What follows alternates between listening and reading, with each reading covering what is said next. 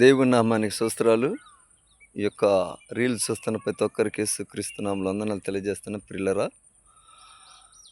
Like చేయండి, subscribe చేసుకోండి, ఇతరులకు షేర్ చేయండి. అందుకని యేసు ప్రభు అంటాడు, ప్రయాసపడే భారం వచ్చిన సమస్త జనులారా నా యొద్దకు రండి, మీకు నేను విశ్రాంతిని కలుగు చేస్తాను. ఏమంటున్నాడు? ప్రయాసపడే భారం వచ్చిన సమస్త జనులారా నా యొద్దకు రండి, మీకు నేను విశ్రాంతిని కలుగు చేస్తాను అంటున్నాడు. ప్రియులరా, నేను సాత్వికుడును దీనుడును అంటున్నాడు. నా కాడి మహాసులు రాండి ఎత్తుకొని నేర్చుకుందురు అని అంటున్నాడు.